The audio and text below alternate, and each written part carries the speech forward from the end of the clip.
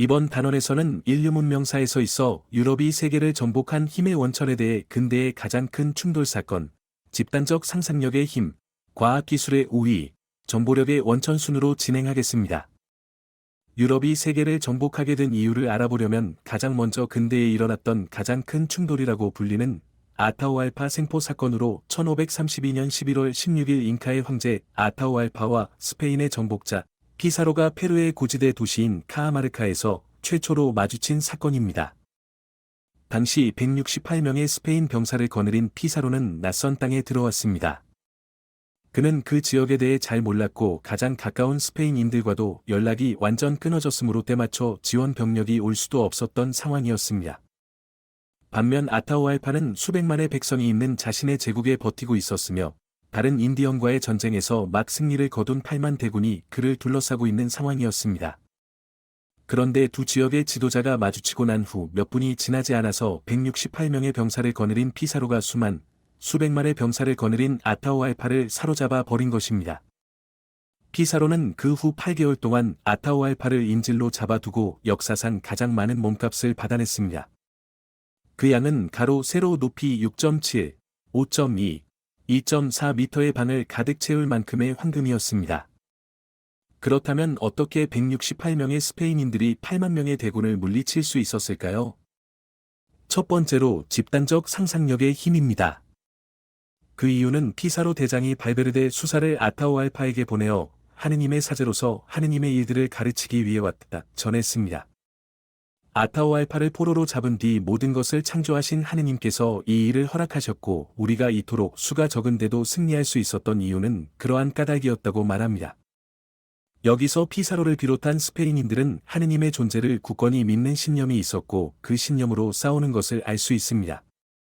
하지만 신이라는 존재는 실제로 볼 수 없는 존재이며 신의 뜻을 안다는 것은 모두 허구일 뿐입니다. 하지만 피사로 대장을 비롯한 수많은 스페인인들은 이러한 신의 존재나 신의 뜻을 실제로 보고 느낀 것처럼 생각하고 행동합니다. 이러한 허구를 말하고 믿는 능력은 호모 사피엔스, 즉 우리 인간이 사용하는 언어의 가장 독특한 측면입니다. 이런 허구를 말한다는 것이 왜 중요한가에 대한 생각이 들 수 있지만 우리 인간은 이런 허구 덕분에 단순한 상상을 하는 것이 아닌 집단적으로 상상을 할 수 있게 되었습니다.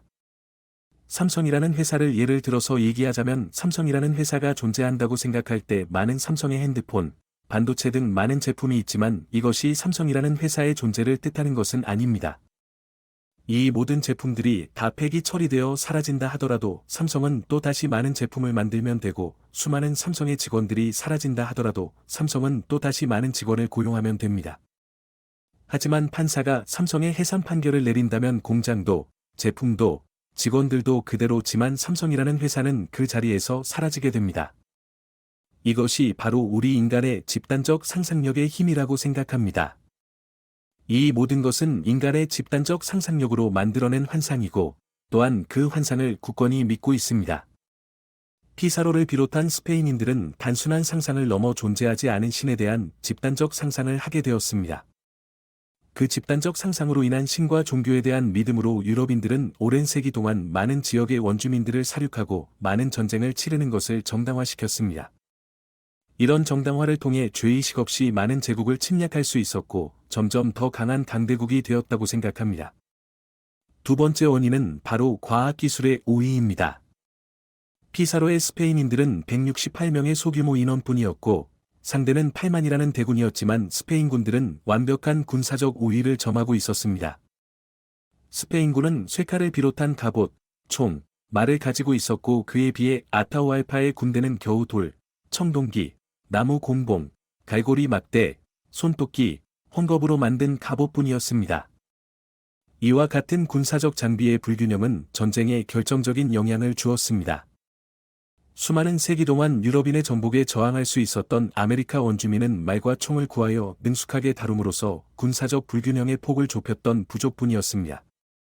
하지만 아타우알파의 8만 대군은 말, 총 등 군사적 장비가 전혀 없었고 스페인군들은 군사적 이점으로 약 500배에 달하는 수적 열세를 극복했습니다. 스페인군은 갑옷이 변변치 않은 인디언들을 쇠칼, 창, 단검 등의 단단하고 예리한 무기들로 해치었고 반면에 인디언들이 가진 날 없는 곤봉은 스페인인들과 그들의 말에 부상을 입힐 수는 있어도 죽일 수는 없었고 또한 스페인인들의 철 갑옷 앞에서는 아무런 쓸모가 없었습니다. 그리고 또 중요한 역할을 한 것이 말입니다. 말은 도망치는 인디언들도 금방 따라잡을 수 있으며 말이 돌진하며 부딪힐 때 큰 타격을 입힐 수도 있었습니다. 날카로운 칼은 두꺼운 몽둥이보다 적은 마찰력으로 상대에게 더 큰 피해를 입힐 수 있었고 빠른 속도의 물체는 더 큰 운동량을 가지며 더 큰 타격을 입힐 수 있었는데 스페인인들은 이런 물리적 요소를 알고 있었습니다. 이는 인디언보다 더 과학적 우위에 있었으며 따라서 군사적인 우위에 존재할 수 있었습니다.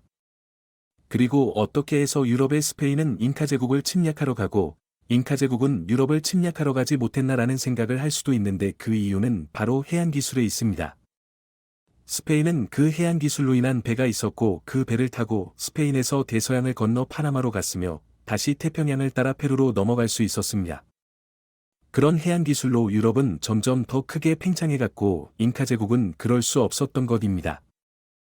이런 유럽의 빠른 과학적 지식의 습득과 과학기술의 우위가 세계를 정복하는 데 가장 큰 기여를 했다고 생각합니다. 마지막 세 번째의 원인은 유럽이 세계를 정복할 수 있었던 이유는 문자입니다. 스페인군은 어떻게 잉카 제국까지 찾아왔을까요? 바로 정보력입니다. 스페인군은 이미 잉카 제국의 존재나 군사력에 대한 정보가 있었고 이길 수 있다는 확신이 있었기 때문에 잉카 제국에 찾아간 것입니다. 그 정보력의 원천은 문자라고 할 수 있는데 정보는 말에서 말로 전달되는 것보다 문자로 전해지는 것이 더 정확하고 더 멀리까지 전달될 수 있습니다. 이런 문자가 잉카 제국에는 없었고 잉카 제국도 스페인군에 대한 정보가 있었지만 정확할 수가 없었고 처참한 패배를 당하게 되었습니다. 또한 이런 글로 인한 정보력은 곧 지식을 뜻하고 유럽의 스페인은 더 많은 지식을 가지고 있었고 유럽에서 잉카 제국까지 항해를 하는데 필요한 항해술, 당시 잉카 제국의 문화적, 정치적 상황과 같은 지식들을 습득할 수 있었기 때문에 더 쉽게 잉카 제국 침략이 가능했습니다. 또한 유럽은 문자를 이용하여 책을 만들어낼 수 있었고 그런 책을 통해서 유럽과 떨어져 있는 많은 문명들에 대해 알고 있었고 자신들의 오랜 역사를 알고 있었습니다. 따라서 스페인인들은 잉카 제국이 알지 못했던 인간의 행동과 역사에 대한 많은 지식이 있었고 스페인인들은 그렇게 책으로 전달되었던 지식이 경험이 되어 엄청난 경험의 차이가 일어났고 그 덕분에 더욱 쉽게 잉카 제국을 침략할 수 있었습니다. 종합적으로 생각해보면 결국 유럽이 세계 최강이 될 수 있었던 이유는 유럽은 가장 먼저 다른 제국과 비교해서 월등히 높은 수준의 과학 지식 즉 군사적 우위를 가지고 있었고 다른 제국의 상황을 너무나도 잘 알고 있었습니다. 즉 정보력이 뛰어났고 이것이 유럽이 세계의 최강이 될 수밖에 없는 이유라고 생각합니다.